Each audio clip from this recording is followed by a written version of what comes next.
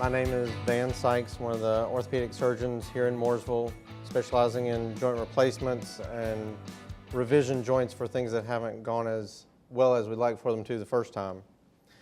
Tonight's topic is new techniques or things that are sort of emerging technologies or new ways to do things within orthopedics. The subjects of that will be anterior total hip replacement, the advantages of that, the specifics that go along with it, robot-assisted partial knee replacement and the advantages we've seen with that, and then patient-specific cutting guides for total knee replacement. We'll get into the specifics of that in a second. To combine all three of those topics, each of the surgeries deal with having to go through a recovery period and dealing with the post-operative pain. In each of those situations, we've been able to implement here at Lake Norman a comprehensive pain prevention and pain treatment protocol centered around a new medication that we feel like has really improved the initial recovery and the overall outcomes from joint replacement surgeries. First, we'll talk a little bit about me, just to give you some framework of the where I'm from aspect of things. Grew up in central North Carolina, just south of Raleigh. Then moved all the way to North Carolina, UNC for undergraduate. Traveled all the way to East Carolina for graduate school and medical school. Then felt like I really needed to spread my wings and fly, so I got all the way to Wake Forest for orthopedic residency. After that, I felt like I needed to get back closer to home, so I went back to Duke for another year of training and fellowship for just hip and knee replacements. As you can tell, I really like North Carolina. I like the area, so I decided to stay here and work in the Charlotte area around Mooresville. All of the topics that we're going to talk about deal with arthritis. How do we treat arthritis? We try and treat it with conservative things first, but we have to know what it is to be able to treat it. So the background for arthritis, basically the articular cartilage, the soft padding surfaces that line your joints, becomes worn down, worn out, and the joint doesn't work like it should. Your body's response to that is to form bone spurs, or our name for it is osteophytes, that basically get in the way of the joint functioning the way it should and cause more pain.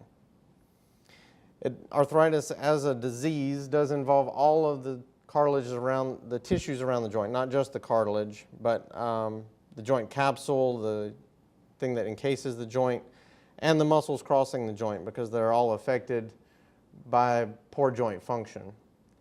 And you would think that if somebody gave you a questionnaire that said, what's the #1 debilitating problem for elderly Americans? A lot of people would think heart disease, a lot of people would think high blood pressure, and those are bad problems. Your primary care doctors deal with that on a daily basis. But for long-term disability, why do you file for a handicap parking sticker? That disability, joint problems, arthritis problems are the leading cause of disability in that age group. The symptoms of arthritis, the pictures sort of depict that. It's all about the pain and problems you have with mobility. So pain is the #1 problem. Stiffness goes along with that pain. People come into the office and complain that they have difficulty sitting or standing for a long period of time. For some people, this may mean difficulty standing at a job for a long period of time, or difficulty sitting in a long car ride where you can't travel to see the people you want to see because you can't sit in a car that long. Pain during recreational activities may mean that you can't play golf the way you used to. You can't enjoy your tennis game the way you used to. It may mean that you can't bend down and tend to your garden the way you want to. It means different things for different people. It can be as simple as daily activities of putting on your socks and shoes. That can become a very painful activity for some people and demonstrates how invasive this problem can be. It affects your daily activities.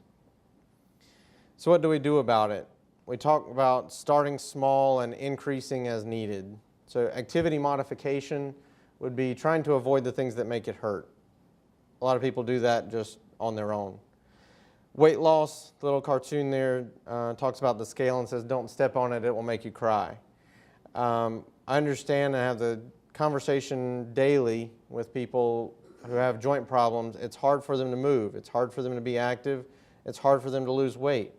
So we try and come up with a comprehensive program, working with your primary care doctor, working with a nutritionist, working with a dietitian, about how can we get you to be active, get you to be healthy with the limitations that come along with arthritis. So we try and do that to make you a more healthy person and to make your joints feel better. Second step would be oral anti-inflammatory medications. That's the picture in the middle. There's a host of medications advertised on TV and that we prescribe for joint pain relief. Some are better than others, but in general, that's a first-line treatment that can be very beneficial for people. Moving up the ladder from there, you start with injections. Injections into the knee on the left or injections into the hip on the right can be very beneficial for people and help keep them active, let them do more things, but avoid some of the risks that go along with major surgery. The last step in the process, once we've exhausted all other options, would be joint replacement surgery. And you can see joint replacement knee on the left and joint replacement hip on the right. Basically, just like we were talking with a person here earlier, is a very carpentry-based solution to things, that you cut out the bad parts and you put in new parts. One of those techniques that we are going to focus on tonight is anterior hip replacement surgery. Hip replacement surgery has been done for the past 20, 30 years on a very wide-scale basis and has very positive results of helping people maintain an active lifestyle and eliminate the pain that's been the problem. That surgery has most traditionally or most commonly been done through an incision on the back half of the buttock and going through the muscles that help attach the hip to the pelvis. That is successful and people get good results with it. The newer advances have been to go in a different interval or between different muscles near the front of the hip so they don't detach muscles or cut through the substance of muscles, but sort of use a natural interval between the muscles to spread apart, just like the picture shows, spread apart the muscles and access the hip to be able to put in the same hip replacement parts. The advantages of that are sort of fourfold. I've given separate talks about just the expanded advantages of anterior hip replacement, but these are sort of the bullet points of that discussion. Basically, we want to reduce pain and maintain mobility and activity. An anterior hip replacement addresses those concerns by reducing pain using a hip replacement, maintaining your mobility and your activity by avoiding the standard precaution that goes along with a hip replacement surgery. Standard hip precautions would tell you that you can't bend farther than 90 degrees at the waist, you can't cross your legs, and you can't put your foot to the outside to buckle your shoes. Those precautions are not as important after an anterior hip replacement surgery because it's much less likely to have the complications of a dislocation. The accurate component position we'll see in a second, that we use real-time X-ray during the procedure to watch where we put the parts and make sure that it's aligned the way we want it to be, rather than putting in the parts and checking an X-ray in recovery and then saying, oh, I wish that had looked different. Low rate of complications, because we can accurately place the components and because we've gone through a natural interval in the front of the hip, preserving the structures in the back of the hip. We have a lower rate of dislocations. We have initial evidence to say there may be a lower rate of blood clot with this type of surgery because we're doing less to disrupt or contort the blood flow during the surgery. And we can also keep devices on the non-operative leg to encourage blood flow during the procedure much more easily. Also, a quick recovery. Everybody would like to have their surgery, go home very quickly, and feel like they've recovered from that procedure on a short order. Anterior total hips have been shown in the literature to have a shorter hospital stay. The initial work with therapy on your day of surgery, people walk farther, they report lower pain, and transition off of a walker or a cane at an earlier time after their surgery than traditional hip replacements. Another aspect of technology we incorporate into this hip replacement discussion, I use digital templating. So we take your x-ray, place it into the computer, and use almost a drafting program to decide which components fit your bones the best and how we should plan to accommodate for your anatomy, not just one size fits all. So with that plan, we can go to the operating room in a situation that looks similar to this. The patient's placed on an operating room table. Special table here at Lake Norman is called the HANA table. It allows for the procedure to be done with great control of the extremity and movement of the extremity the way we need to manipulate it for the surgery. The surgery, once the person is all covered up before the surgery, looks like the picture on top. We wear spacesuits and helmets that control sort of things that contact us and then fall off to prevent infection. The x-ray machine is the C-shaped device you see over the person that produces an image similar to the one on the right side of the screen. That image lets us assure that the parts are where we want them to be, they have a nice tight fit in the bone, and that everything is aligned the way it should be. The other thing that we address with this use of technology is it's been a complication reported in the past for hip replacements that people feel as though their legs are imbalanced or one has become significantly longer than the other side as a result of the surgery. With this x-ray, we can take this x-ray during the operation and adjust for leg length discrepancy while we're there. So we put in the parts in a way that makes your legs feel as equal as we can during the procedure rather than checking it and recovering, saying, well, we'll deal with that later. The next technology we'll discuss is robotic assisted surgery. Here at Lake Norman, we predominantly use this for partial knee replacements. It seems very well suited for that, and we've gotten good results with it. The robot is actually the device on the left of the screen. The center machine is the robot's eyes, the camera, and the screen that gives the surgeon feedback. And then the third screen is run by a separate operator, basically just running the software to have the computer do what it needs to do. So to understand the advances, we have to know where we came from.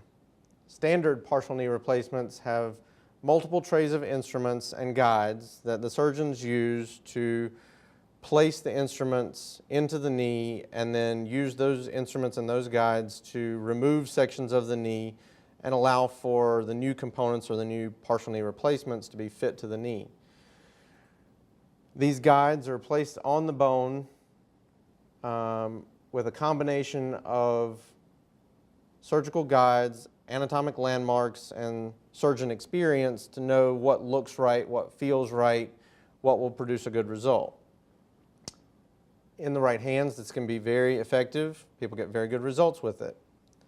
I still do a few number of these cases with these instruments. So they're not bad instruments, it's not a bad surgery.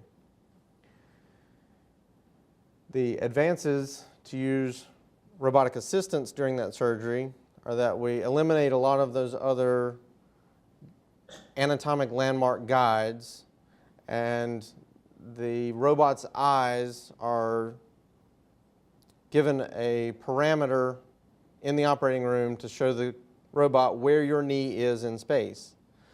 It then positions this burr in space relative to where it knows your knee is, and only takes away or only allows the surgeon to take away the part that's outlined in green is the part that needs to go away. So the surgeon has free rein within that realm to remove any of the bone that needs to be removed, but if we start to stray into an area that doesn't need to be removed, the robot gives us feedback that says you don't need to go there. It allows for very precise milling or precise change of the bony surface to allow for very small changes within millimeters of how the parts are fit. And this would be the after picture for after having a partial knee replacement done. You can tell there's not been excess bone removed. There's only been just what needed to be removed to allow for the fitting of that part. Along a similar line to the anterior hip replacement, this surgery allows for somewhat smaller incision, less soft tissue dissection, soft tissue stretch and strain, with hopes that that pairs less pain and quicker recovery after the surgery. The last topic we'll discuss tonight in the area of newer technologies is a patient-specific cutting guide. So similar to the partial knee replacement, this involves having an MRI or a CT scan done in the preoperative period before you come to the hospital for surgery. That information from the CT scan or MRI is then used to construct a model of your knee. That virtual model of your knee is then sent to the company that makes the parts, and we do preoperative planning about how those parts can best fit your anatomy and your knee. A total knee replacement requires two very accurate cuts. We need a cut across the bottom of the femur, and we need a cut across the top of the tibia. Those are sort of the foundations of having a well-balanced, good-fitting knee that comes out all the way straight and bends as much as a knee can bend. Again, you have to know how it's done first before you talk about the new thing. So this is a representation of some of the instruments involved in the guides that measure your bone in the operating room, again, by anatomic landmarks, surgeon experience, and knowing what it feels like, what it looks like, how it should be. We're able to use those instruments and accomplish those pattern of cuts to get a fairly reliable result. The patient-specific cutting guides take that a step further and trim that pan of instruments down to a much smaller pan with these custom-created patient guides that fit just to your anatomy from your pre-made model. The surgeon uses these guides in the operating room to place on your bone. Your bone then guides where the pins are placed. The pins are then used as a guide for the metal cutting blocks that accomplish those two cuts as the foundation for how your knee is oriented in space. As we mentioned earlier, this allows for preoperative planning. So if you have an excessive deformity or bend at the knee that we need to account for, or if you've had surgery in the past with hardware in place that we might need to work around, this allows us to work around that and plan accordingly. It does give very accurate alignment of the knee, and we've shown that accurate alignment helps with better function and better patient outcomes in the knee. Because we're doing less instrumentation of the knee and doing less drilling holes into the bone and putting guides up and down the bones, there's the potential for less blood loss and less swelling after surgery using these cutting guides. The last element we'll discuss as it relates to all surgeries we do in orthopedics is pain control. So pain control has to be a critical element of a successful surgery, because if you do a surgery on someone and they're in horrible pain afterwards, then you haven't accomplished anything. One element of pain control that we have utilized in the not too distant past has been a spinal epidural injection, where an anesthesiologist places a needle into your back, puts numbing medicine around the nerves that feed your legs. Your legs are numb. We can do the surgery on your legs. You're somewhat sedated for the surgery, but not necessarily having to be put all the way to sleep. This does have its advantages. That has good initial pain control after the surgery, but anybody who's had one of these done knows that it may cause back pain. Also may cause nausea, because the more narcotic pain medicine you put around the nerves of the spine, the more your body reacts poorly to that and causes nausea.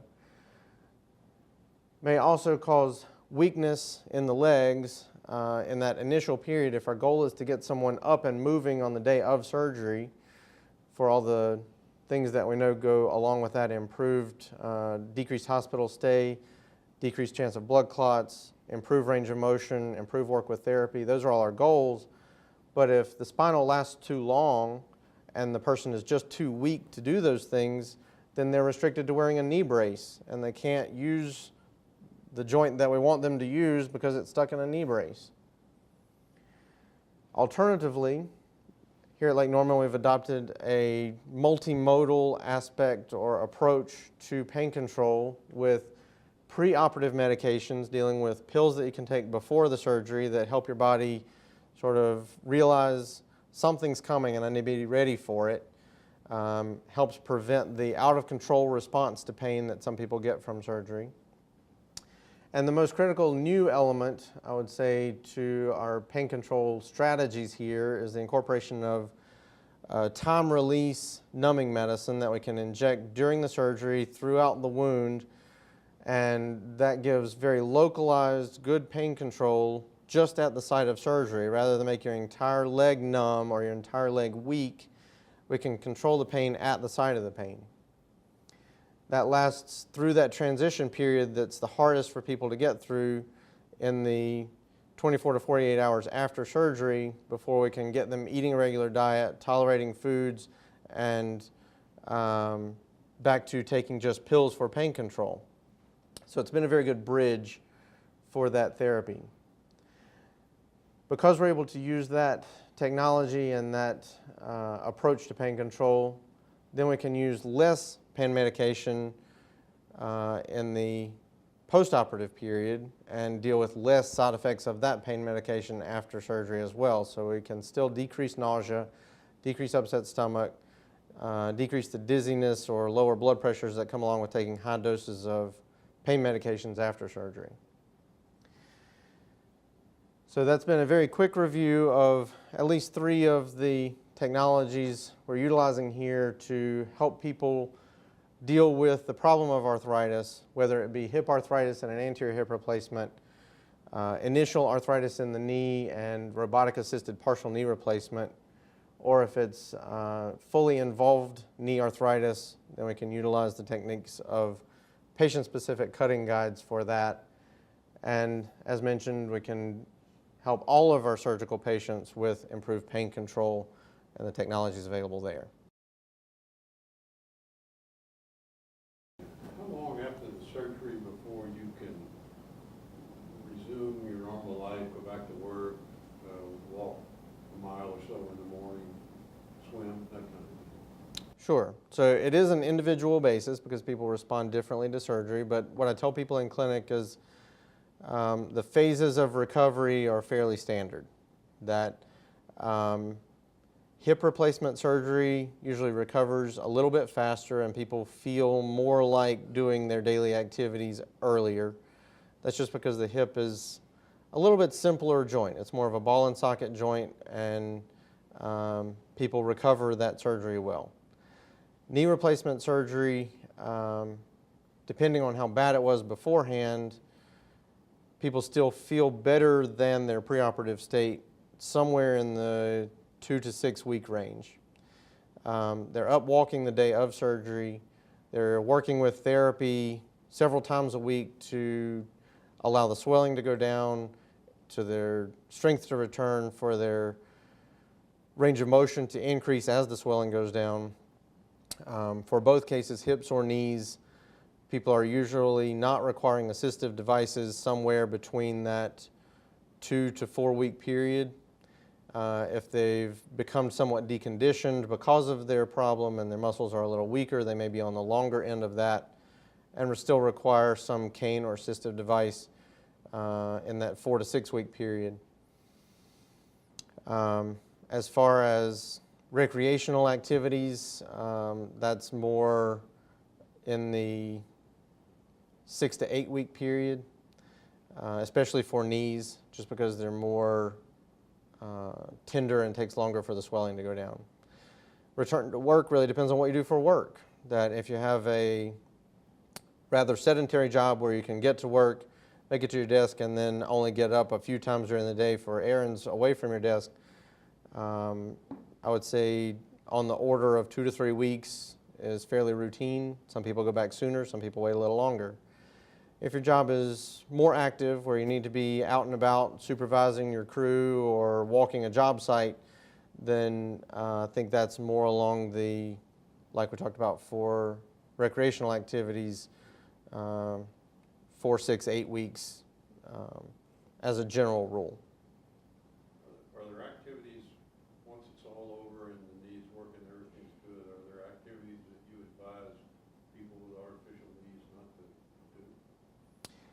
I try and explain to people that it's their knee and they can do with it as they see fit, but my recommendations are to try and avoid high impact or high torque activities, high twisting activities. You can still play golf, you can still play tennis, you can still jog. If you used to play really aggressive singles tennis and cover the entire court diving for balls, maybe now it's time to be doubles recreational tennis. If you were really into your Zumba class where you did a lot of jumping, twisting activities, maybe now it's time for a less aggressive aerobics class where you don't have to twist and jump as much. But that's really about it. And none of those activities are actually going to make the knee fall out that day because you did that activity. It's more related to how you drive your car. If you drive your car really hard, really fast, the brakes and the tires may wear out sooner. If you drive your car fairly normally, but still drive it, then it's going to last several 100,000 miles. Same for a knee. When things do go wrong, what most likely is it that goes wrong? The leading complications we see with joint replacements, and I guess that I see as the revision person, would be infections can be very devastating and take more surgeries to deal with, so we're very careful about that. Pain or stiffness after joint replacement.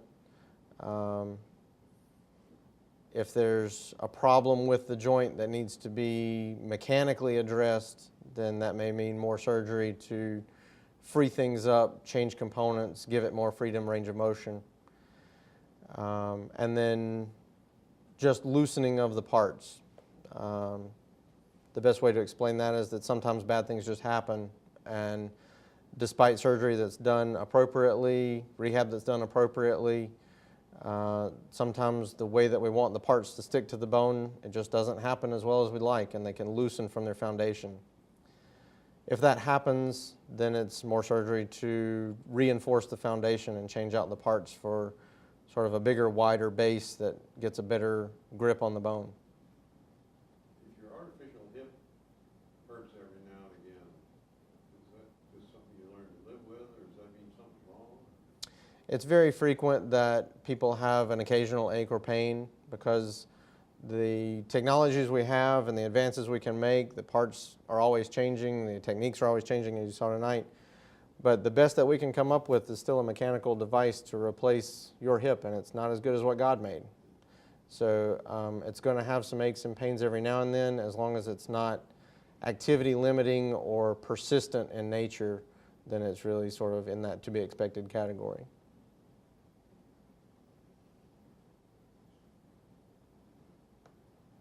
Yes, sir. What's the period of time allotted for knee surgery? For the procedure itself, Yes. routinely the surgery from beginning to finish lasts, depending on how complex the case is, around 45 minutes to just over an hour.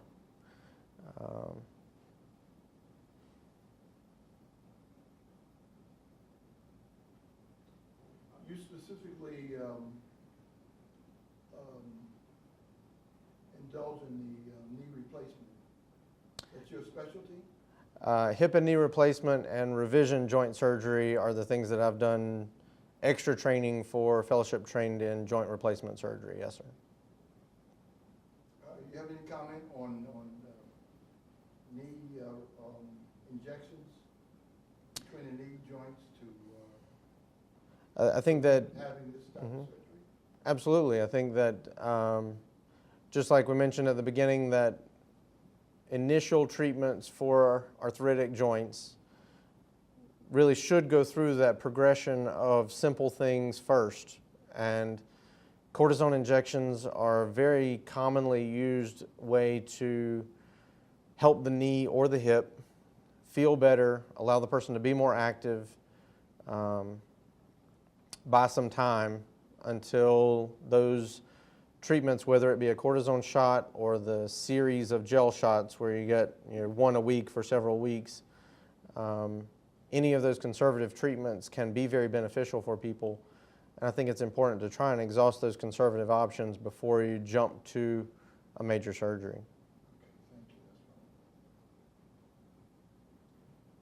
Yes. Excuse me, swimming help? Swimming is a recommended exercise for conditioning the legs and can be a very low impact activity that does not place undue strain on the joint surfaces. So a lot of patients have found that very helpful.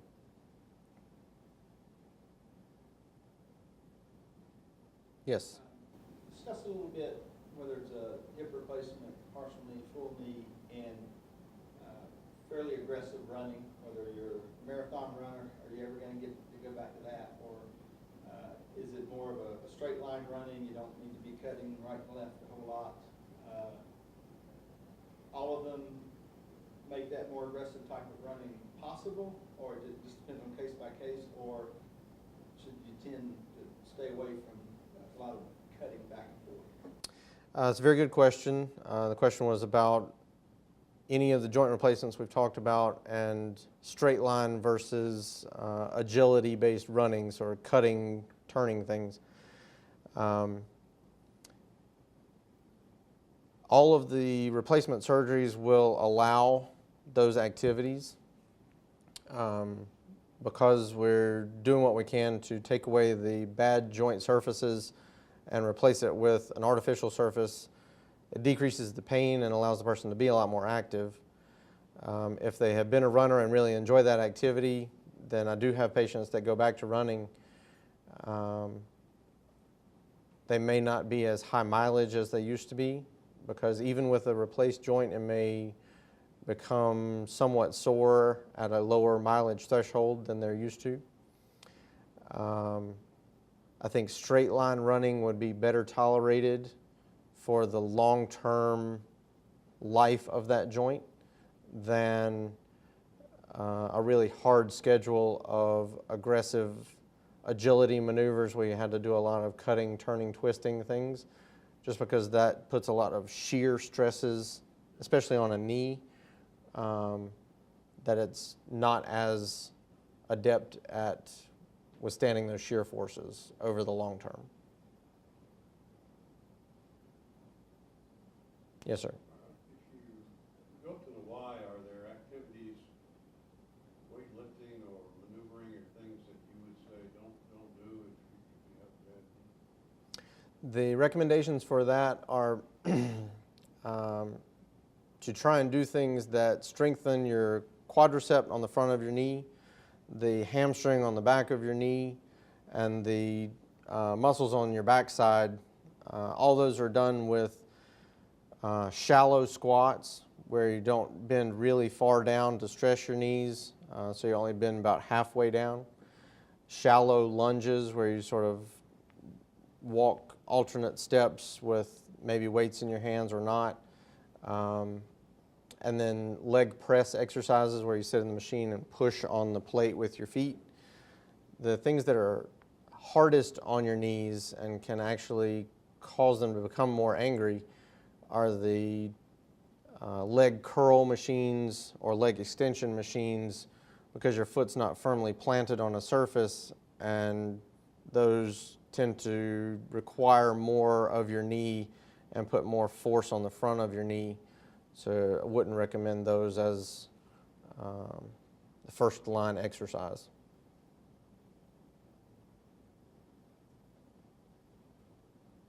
Yes, sir. Let's say that we decided for a partial knee replacement. We had to discuss it with our primary care doctor, and he would contact you. Is that the process? We take referrals from primary care doctors for any array of problems, so we can definitely approach it that way. You're also welcome to call our office, come in and be seen, talk about what options fit your case most appropriately, and then once we reach that point where we think, okay, we're in need of scheduling a surgical procedure, I personally always check with the person's primary care doctor and say, I understand you've been seeing this person for their medical issues, for their knee or hip arthritis. We're planning on doing a major surgery, and we would like your input as to if you think they're medically fit to have that procedure done at this time. So we do correspond with the primary care doctors regularly, especially in the preoperative period.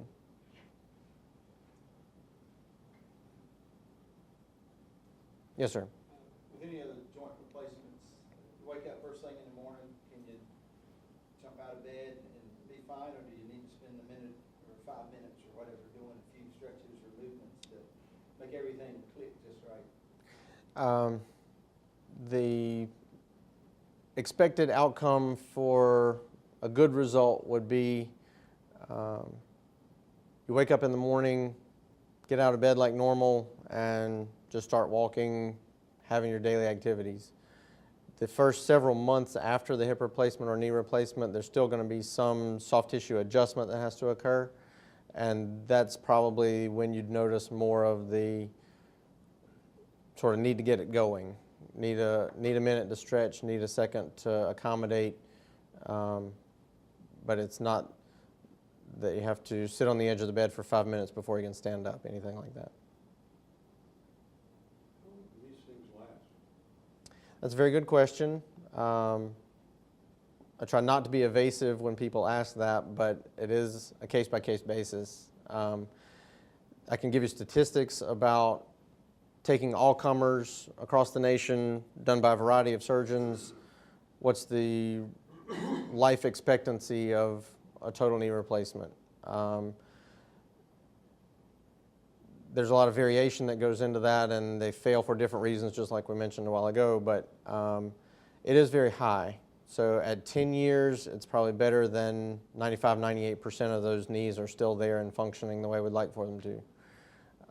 At 15 years, it starts to drop a little bit more, so it's probably more like 90 to 95%. And then it starts to drop about 1% a year after that. If you stretch that out, at 20 years, about 75, 80% of those people are still enjoying their knee and not having bad problems with it and it hasn't needed to be redone. Does that mean I can guarantee that you have a knee done today and 20 years from now you're still going to have a knee with no problems? Percentages don't really work that way. You can very easily be one of those 5% of people that fell out in the first 10 years. And there's not a real good way to predict who's going to fall out in the first 10 years. We do have a very comprehensive program at OrthoCarolina where we try and optimize a person before surgery to minimize their surgical complications. We touched on that with the corresponding primary care physician, making sure your health is as optimal as it can be from a heart, lung, kidney, liver standpoint. We also try and optimize people from a position of weight loss, physical fitness, preemptive physical therapy to make them strong and mobile within their limitations from their arthritis. We work on things like if you've been a smoker in the past, we know that that contributes to some level of increased risk of bad things happening. So we try and provide opportunities for helping that person to stop smoking before they have their surgery so that we can optimize their outcome and not have to deal with the problem that could have been prevented.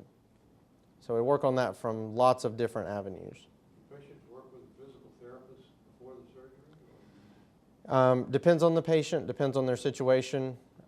If a patient has significantly advanced arthritis and really is quite debilitated, then I think they definitely deserve an evaluation by a therapist before surgery to see if we can help build that person up before we knock them back with surgery.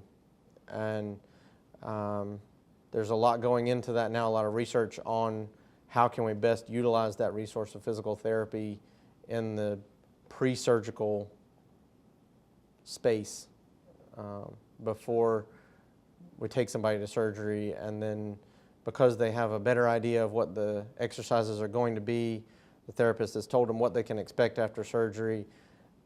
We see that now that they're doing better and progressing with therapy faster based on that level of being familiar with it.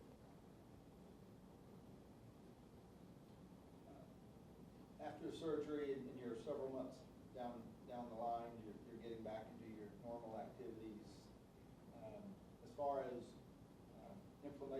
medication or cold packs, warm packs on the joint like normal, or are there any things you bear because of the artificial joints in there?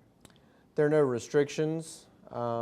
Just like we mentioned, arthritis is a process that involves all of the tissues around the joint, and the replacement part is just dealing with the bone and cartilage side of things. So you may still have some initial level of inflammation in the soft tissues that takes longer to resolve.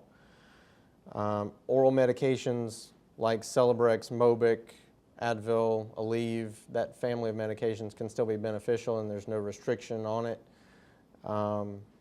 Ice packs and cold packs can still be beneficial for any aches and pains you might have.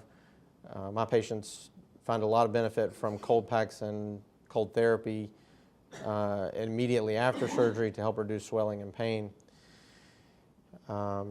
We hope that by doing the surgery, we've decreased the pain generator so that that would not be a permanent requirement to stay on those type of medications if you only have the one joint involved.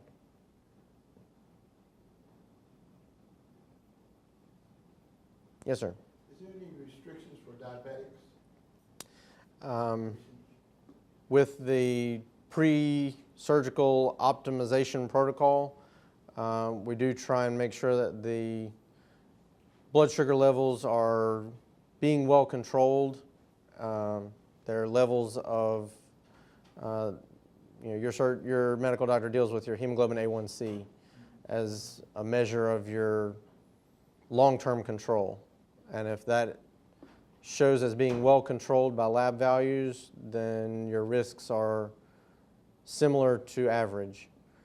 If that's poorly controlled, then we try and work on that before surgery because we've seen bad things happen and increased risk of complications for people who were not optimized beforehand. What's the A1C number that you would say we need to work on this to get it down? As close to normal as possible. Lower is always better. The values that we are currently sort of trying to use as a target threshold for being comfortable proceeding with surgery are probably best described in the 7 to 8 range. 7 to 8 is okay, or 7 to 8 is? 7 to 8 is sort of the upper end of the threshold. Above 8, we'd say that needs work.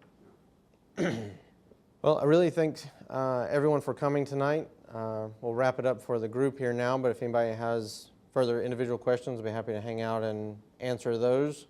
And we have some of my cards here, and we have some models that I can show you what we mean by how we accomplish the surgery and what the parts look like. If you want to go through those, I'll be happy to show you those. Thank you.